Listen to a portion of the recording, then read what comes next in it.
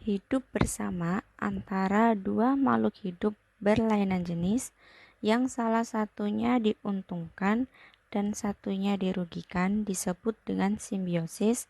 A. Mutualisme, B. Parasitisme, C. Komensalisme, D. Antibiosis, atau E. Predator. Makhluk hidup tidak dapat hidup sendiri karena saling membutuhkan satu sama yang lain dengan makhluk hidup yang lain. Hal tersebut memunculkan beberapa hubungan antara makhluk hidup yang satu dengan makhluk hidup yang lainnya. Baik, untuk penjelasan ini kita pertama kali akan bahas tentang simbiosis mutualisme. Simbiosis mutualisme ini merupakan hubungan timbal balik antara dua makhluk hidup yang berbeda jenis, yang mana hubungan ini saling menguntungkan. Contohnya, kupu-kupu dan tanaman bunga. Kupu-kupu ini memperoleh nutrisi dari nektar yang ada di bunga. Sedangkan tanaman bunga ini terbantu proses penyerbukannya karena ketika kupu-kupu hinggap di bunganya, maka dia akan menggerakkan bunga tersebut dan proses penyerbukan menjadi lebih cepat. Hubungan yang selanjutnya yaitu simbiosis parasitisme. Parasitisme ini merupakan bentuk antara dua makhluk hidup yang berbeda jenis, yang mana salah satunya diuntungkan sedangkan yang satunya dirugikan. Contoh dari hubungan parasitisme ini adalah hubungan antara nyamuk dan manusia. Misalnya, nyamuk malaria.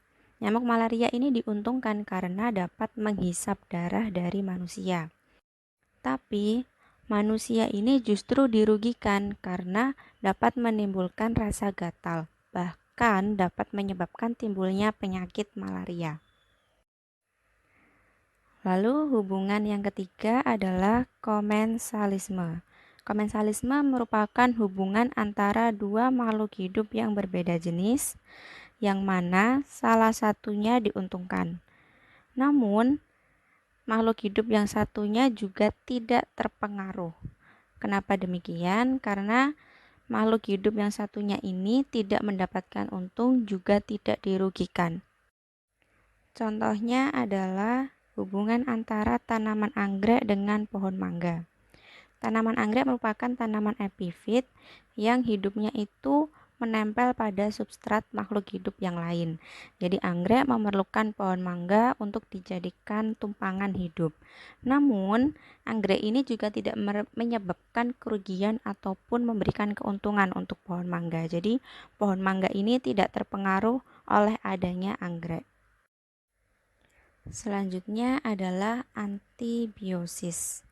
Antibiosis ini merupakan hubungan antara dua makhluk hidup yang berbeda jenis, yang mana salah satunya itu dapat membahayakan hidup dari makhluk hidup yang lain yang berhubungan dengan makhluk hidup yang membahayakan ini.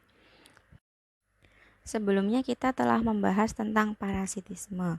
Nah, parasitisme dan antibiosis ini sekilas hampir sama, namun untuk parasitisme tidak sampai membahayakan makhluk hidup yang lain, sedangkan untuk antibiosis ini dia membahayakan makhluk hidup yang lain karena makhluk hidup yang membahayakan ini memiliki zat yang dinamakan antibiotik. Contohnya adalah hubungan antara jamur penicillium dengan bakteri. Jamur penicillium ini memiliki zat antibiotik yang bisa membunuh bakteri. Kemudian yang terakhir adalah tentang predator. Predator merupakan makhluk hidup itu sendiri yang memangsa makhluk hidup yang lain. Contohnya adalah singa yang memakan kelinci yang ada di hutan. Jadi dapat disimpulkan bahwa hidup bersama antara dua makhluk hidup yang berlainan jenis, yang salah satunya diuntungkan sedangkan yang satunya dirugikan, disebut dengan simbiosis parasitisme. Jadi jawabannya adalah B.